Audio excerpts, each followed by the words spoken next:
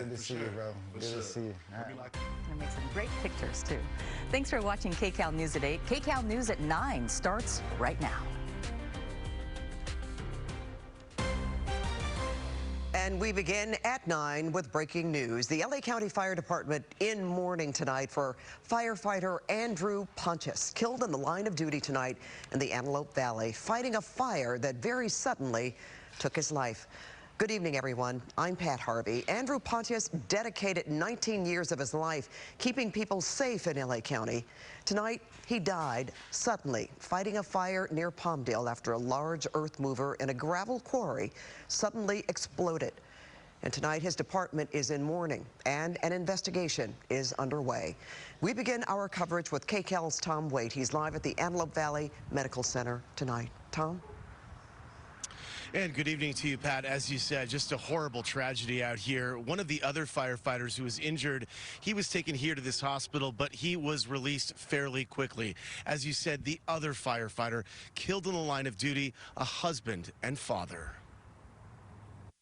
Firefighters dousing a front loader that continued to burn. The same front loader that earlier exploded. The blast taking the life of an LA County firefighter here at this quarry in Palmdale. Another firefighter was also hurt, but his injuries were not serious. An emotional LA County Fire Chief Anthony Maroney says his department is reeling. It's with a heavy heart this evening that I announce the line of duty death of a County of Los Angeles firefighter. Chief Maroney says it's not clear what caused the explosion, but investigators believe it happened soon after fire crews arrived on scene. The initial call from the quarry was related to the fire on the front loader. I don't know how the fire started, and I do not know what exploded that led to our firefighter's death. The department Friday night identified the fallen hero as Andrew Pontius, based in Palmdale. He had almost 20 years battling fires. 19-year veteran, wonderful man. He was married.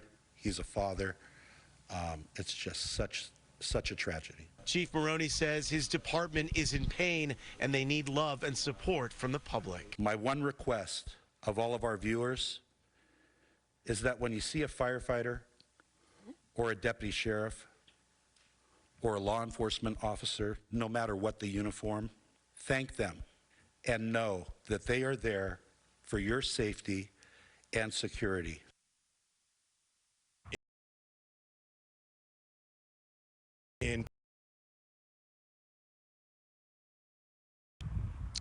So just a very sad night out here in Palmdale and Lancaster. The fire department says they are launching their own investigation, as is the LA County Sheriff. Reporting live in Lancaster, I'm Tom Waite, Kcal News. Pat. Thank you so much for that, Tom. And we want to tell our viewers that we are waiting for the procession with Andrew Pontius's body to begin momentarily, and we will certainly have that for you live when it begins. But now to Westwood, and tonight all celebration and no protests as UCLA held graduation ceremonies for 15,000 graduates and their friends and families.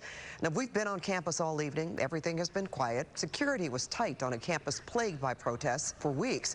There weren't any major disruptions today, and Kcal News reporter Jasmine Veal wraps up the day's events. This UCLA graduating class of 2024 has a lot to cheer for after overcoming many challenges to get here, like the pandemic. It's like surreal, kind of. I feel like this is like the class that didn't get the 2020 high school graduation, so I feel like it's a big deal for all of us today. But their final months of school marked by demonstrations over the war in Gaza as pro-Palestinian encampments were built and cleared by police with many arrests. More just this past week. It's extremely traumatizing, and I know a lot of people that are extremely traumatized, that feared for their lives, that have been physically abused by the police. It put UCLA at the center of a national debate over freedom of expression on campuses and university policing. Actor, advocate, and UCLA alumnus Sean Astin delivered the keynote address and didn't shy away from the topic. Simply too much anti.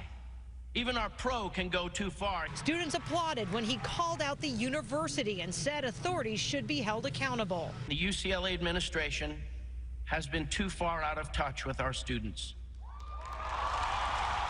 Neil Garg, a distinguished UCLA professor, also touched upon the obstacles these grads had to overcome. Navigating some of the most extraordinary times many of us can remember. Strikes, protests, wars, and of course, a global pandemic. But many of the students didn't want to focus on the past, but the future. Also just focus on this day and celebrate us. Saying they are glad this ceremony even happened, despite all that went on. It was a concern. Obviously, everything else going on in the world is also a concern, but it is nice to be able to celebrate the little wins, and this is one of those wins. So I'm glad that we're all here.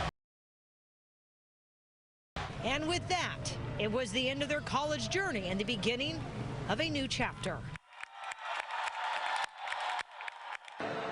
And with 26,000 people and guests expected here with these 3 graduation ceremonies, security was tight. You had metal detectors, the clear bag policy in effect, and lots of security. Here at UCLA, Jasmine Veal, Kcal News. And now to our next weather. High wind and high heat warnings and advisories tonight for parts of Southern California.